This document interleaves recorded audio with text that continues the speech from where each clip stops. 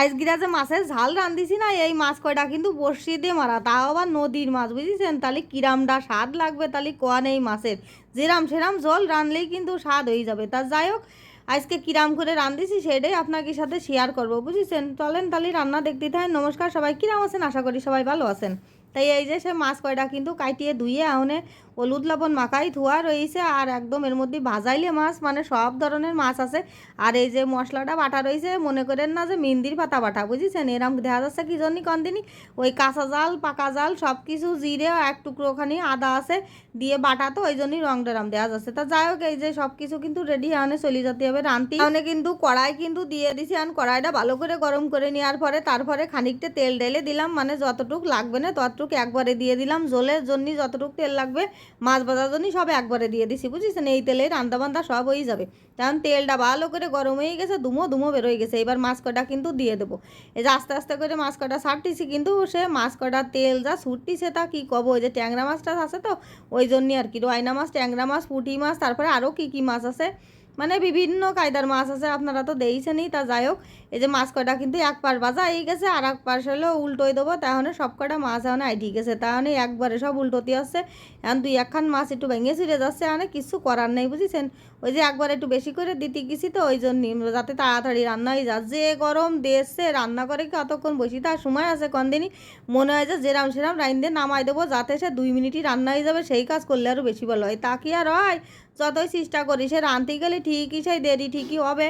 তা যাই হোক, এই যে মাছ কটা কিন্তু ভাজা এই যাচ্ছে, আর এক কটা মাছ আছে সে কটাও কিন্তু ভাজে নিতে হবে। তাই যেই কটা হলো এখন উঠোই নেবো, নিয়ে তারপরে অনেক সেই আর অল্প কটা মাছ রয়েছে সে কটা দিয়ে দেবো, দিয়ে ভাইজে ঠাইজে তারপরে জল রানবো। অনেকেই কবে নাকি পেঁয়াজ রসুন ছাড়া এরম মাছের ঝোল ভালো লাগে, কিন্তু একবার একটু খাইয়ে দেখবেন এরম শুধু মাছের ঝোল খাতি যে কী ভালো লাগে। শুধু জিরে আছে, মানে 2 চামচ মতো জিরে দিছি, আর এদিকে হলো এক টুকরো আদা দিছি, আর বেশ গাছি কয়টা জালও দিছি, বুঝেছেন? তারপরে দিয়ে টিয়ে সব বাইটিয়ে থুয়ে দিছি। মানে মাছের কয়টা ভাজা হয়ে গেছে, আর কয়টা দিয়ে দিলাম। এই কয়টাও ফাইন কায়দা করে বাইজে নেবো।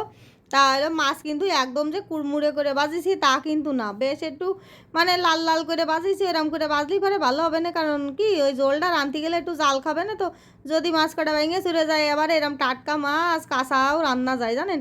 আজকের এই মাছ কাটতে যে কি একটা কাহিনী হয়েছে দিনই, ওই যে রয়না মাছ ছিল না, রয়না মাছের পেটের মধ্যে না বড়শি পাওয়া গেছে। তাহলে কি একখান কথা, আর একদম নদীর টাটকা মাছ, এরকম শুধু মাছের ঝোল রানলেই কিরামটা লাগবে। এবারে যে জিরে সম্বরা দেবো, আর কিচ্ছু না, বুঝেছেন? এই যে তেলের পরে কয়টা জিরে দিয়ে দিলাম, দিয়ে একটু নাড়িয়ে ছাড়ে জিরে কয়টা একটু ভাজা করে নেবো। আর তারপরে ওই যে মশলা বাটিয়ে দিলাম না, বাটিতে সেই মশলাটুক এইবার হলো এই কড়াইয়ের মধ্যে দিয়ে দেবো। তাই যে এবার দিয়ে দিচ্ছি, কিন্তু মশলাখানিক দিয়ে ভালো করে নাড়িয়ে ছেড়ে সে ফাইন করে কষাতে হবে, মানে মশলাটা পুরো ভাজা ভাজা হয়ে যাবে সেরকম। তারপরে এলো পরিমাণ মতন লবণ দিয়ে দেবো, হলুদ দিয়ে দেবো, এই হলো মাছের মশলা, বুঝেছেন? আর এই মাছ কিন্তু শুধু ওই যে জালি জালি যে ডাটা আছে না, ডাটা শাকের ডাটা আর কি, ওই ডাটা দিয়ে আলু দিয়ে আর বড়ি দিয়ে ঝোল করলেও যে কী স্বাদ লাগবে। তা ভাব দিছি যে এই দিন যদি নিয়ে আসে তাহলে হইলে ওই ডাটা দিয়ে রানবানে ওই এই মাছ, বুঝেছেন? আর এরাম নদীর টাটকা মাছ কলাম না, জিরাম সিরাম রানলি ভালো লাগে।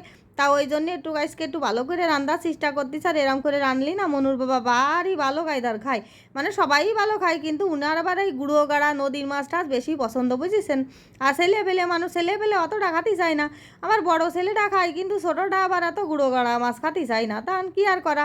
তা যাই হোক, তারপরেও তো খাওয়াতে হবে, অভ্যেস করাতে হবে। তাই যেদিকে কিন্তু মশলা টশলা সব কিন্তু ভাজা হয়ে গেছে, এবার যে মাছ কটা বাইজে দিয়ে দিছি না, সেই মাছ কটা কিন্তু দিয়ে দিতে হবে। তো মশলা ভাবতেছি আর একটুখানি বাইজে নি, মানে মশলাটা যত ভাজা হবে তত কিন্তু ভালো স্বাদ হবে।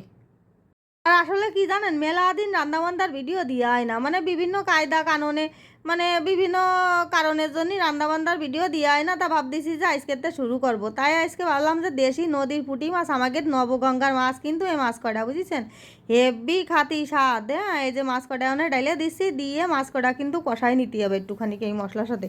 আবার বেশি গোটা কাটা দেওয়া যাবে না, তালি হইলে ওই মাছ কটা ভেঙে যাবে না, ওই জন্যই বেশি নাড়াচাড়া দিচ্ছি না, অল্প স্বল্প নেড়ে ছেড়ে নিয়ে এবার হইলো পাশে হইলো জল টকবগাই কিন্তু ফুটতিছে, মানে একদম ফুটন্ত গরম জল দিলে কি হবে না, তাড়াতাড়ি রান্না হয়ে যাবে না। কলাম না যে গরম, তারপরে থাকতিস না কারেন্ট, এই জ্বালাই তো আসি বুঝিছেন, মানে ওই জন্যই তাড়াতাড়ি করে যাতে রান্না হয়। আর গরম জল দিলি কি হয় জানেন, তরকারিতে একটু স্বাদ হয়। এখন কথা কি জানেন, অনেকেই না আমার হাতের এই ছোটো মাছ রান্না খুব পছন্দ করে, ওই জন্যই একটু ছোটো মাছের রান্না বান্না একটুখানি মানে বেশি দেয় আমার। কিন্তু দেখবেন যে মানে খুব কম হলো মাংস, বিরিয়ানি, পোলাও এসবের ভিডিও একটু কমই ছাড়া হয়, বেশি একদম সাদা মাটা ঝোল রান্না হয়।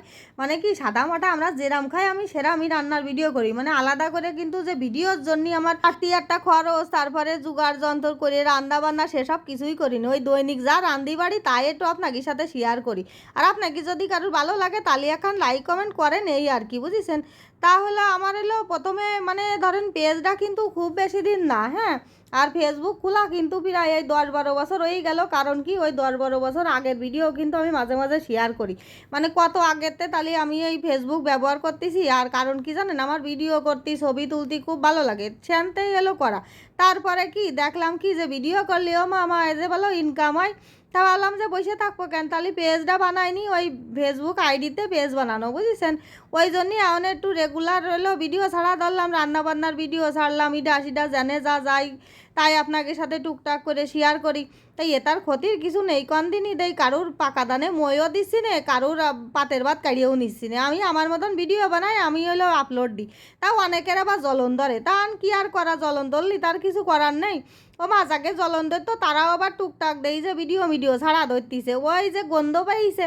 তা যাই হোক, অনেকের আবার গা জ্বলবে না আমার কথাবার্তা শুনতি, কারণ কি আমি আবার সোজা সাপটা কথা কথি পছন্দ করি, তো ওই জন্যই।